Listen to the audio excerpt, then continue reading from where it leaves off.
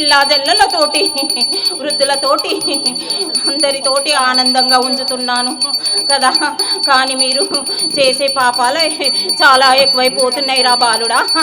భరించలేనంత బాధిస్తున్నారు మీరు. అయినా నేను కాపాడుకుంటూ వస్తున్నాను. పిల్ల జల్లలు అద్దు మీది ప్రవర్తిస్తున్నారు. తల్లిదండ్రులకు లేని భయము పిల్లలకి ఎక్కడికెంచి ఉంటుంది. గుమ్మం దాటిందంటే ఒక రకంగా, గుమ్మం లోపల ఒక రకంగా ఉండటానికి కారణము కన్న తల్లిదండ్రులది. గ్రామ దేవత ఉన్నంత వరకు ఏ తల్లిదండ్రులు ఎంత తప్పు చేసినా కానీ ఎవరికి ఎట్లా శిక్షించాలో అట్లా శిక్షిస్తున్నారా బాలుడా. అమ్మా ఒక పిల్లలు తెలిసి తెలియక ఏమన్నా తప్పు చేస్తున్నా మన ఉప్పు కూడా మాంకాళి మాతేశ్వరి అమ్మవారి యొక్క ఆశీస్సులు వారిపైన ఉండేసి వారి తల్లిదండ్రులని కానీ ఆ యొక్క పిల్లల్ని కానీ సన్మార్గం లోపల మీ యొక్క బుద్ధి పెట్టవలసిందిగా ఆ యొక్క వారికి సంకల్పము చేకూర్చే విధంగా మీరు చూడాలి తల్లి. ఇది కలికాలం రా బాలుడా. కలికాలంలో ఇలాగే జరుగుతుంది. అది పట్టుకోవాలంటే ఎవరి తరం కాదు. ఆ ఈశ్వరుడు కూడా పట్టలేడు. కానీ బుద్ధి కారణంగా ఇలాంటి ఆలోచనలు జరుగుతున్నాయి.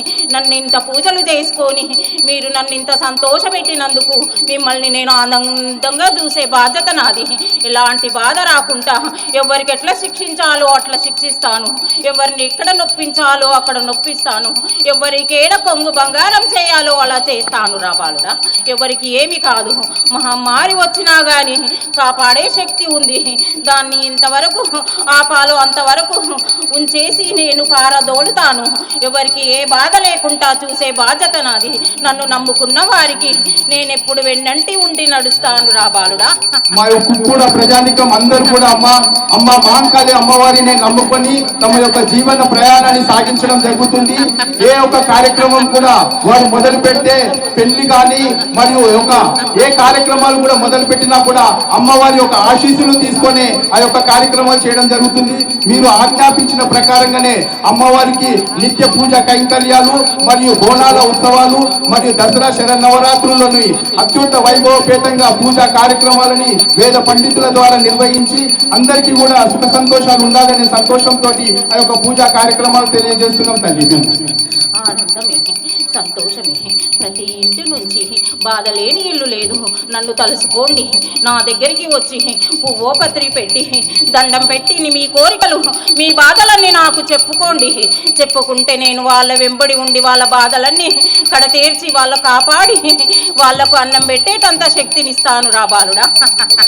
చాలా ధన్యవాదాలు తల్లి. మేమందరం కూడా నీ పిల్లలము. మా ఆశీస్సులు మాపై ఎల్లవేళలా ఉండాలని ఉప్పు కూడా ప్రజానికం దేవాలయ కమిటీ వారు అందరూ కూడా సుఖ సంతోషాలతో ఆరోగ్యాలతో ఉండాలని మీరు దీవించాలి తల్లి. 5 వారాలు నాకు సాకలు వ్యాపారిళ్ళతోటి సాకలు పోసి గుమ్మానికి వ్యాపారిళ్ళు కట్టుకొని పసుపు కుంకుమలు పెట్టుకొని నాకు వచ్చి సాకబోయాలి రా బాలుడా.